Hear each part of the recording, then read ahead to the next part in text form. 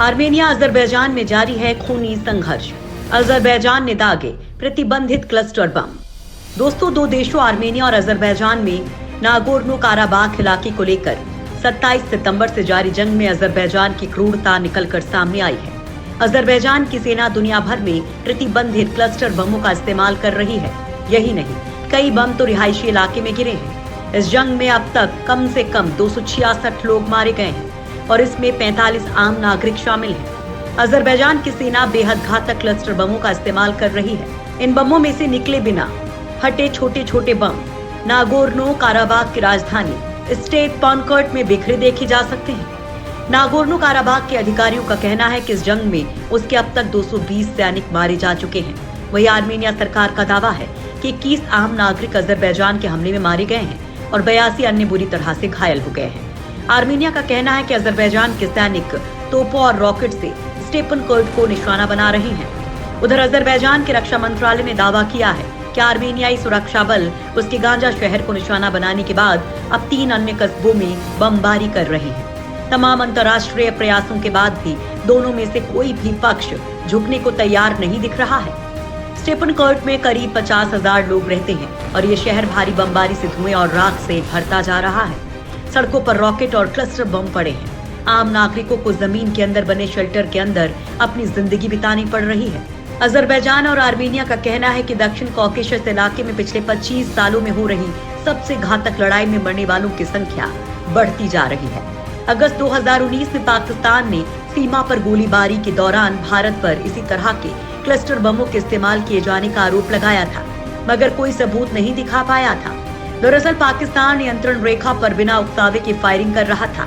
जब भारतीय सेना ने इसका मुंहतोड़ जवाब देना शुरू किया तो पाक झूठ फैलाने लगा कि भारतीय सुरक्षा बल क्लस्टर बमों का इस्तेमाल कर रहे हैं। भारतीय सेना ने उसके दावों को खारिज कर दिया था।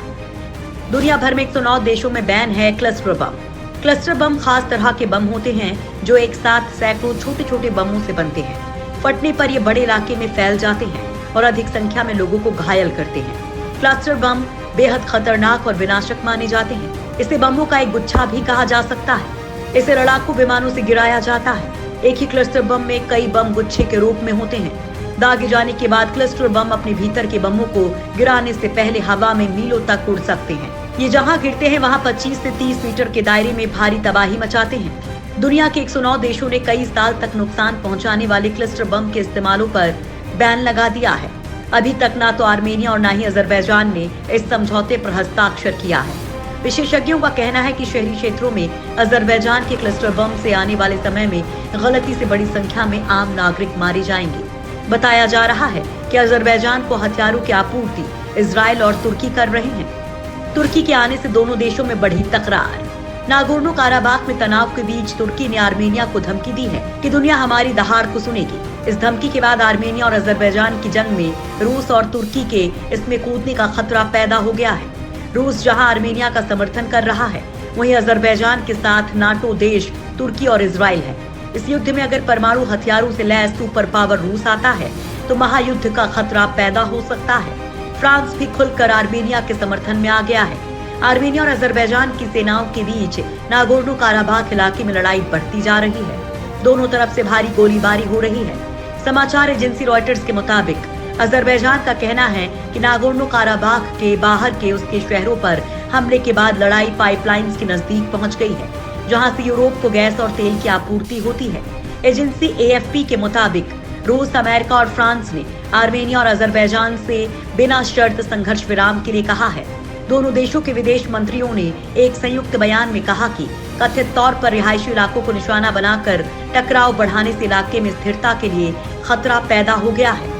चीन ने नहीं किया किसी का खुलकर समर्थन। चीन ने फिलहाल किसी एक देश को खुलकर सपोर्ट नहीं दिया है, बल्कि वो दोनों को आपस में मिलकर मामला सुलझाने को कह रहा है। ये बात विस्तारवादी चीन की प्रवृत्ति से काफी अलग है। हालांकि इसके पीछे भी चीन का अपना फायदा है। असल में काकेशस इलाके की महत्व को चीन अच्छे से समझता है। ये मिडिल ईस्ट चीन, रूस और यूरोप को जोड़ता है। यही देखने के बाद साल 2015 में चीन ने अजरबैजान और आर्मेनिया से एक समझौता किया था। इसके तहत एशियन इंफ्रास्ट्रक्चर इन्वेस्टमेंट बैंक की ओर से अजरबैजान को $600 मिलियन का लोन दिया गया।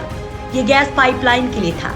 वहीं चीन का पिछलग्गू पाकिस्तान इस युद्ध में अजरबैजान की तरफ से लड़ रहा है। तुर्की से भी चीन के अच्छे संबंध हैं। हो सकता है कि चीन इस युद्ध में बाहर से फंडिंग कर रहा हो, क्योंकि उसने अजरबैजान में पैसा लगा रखा है।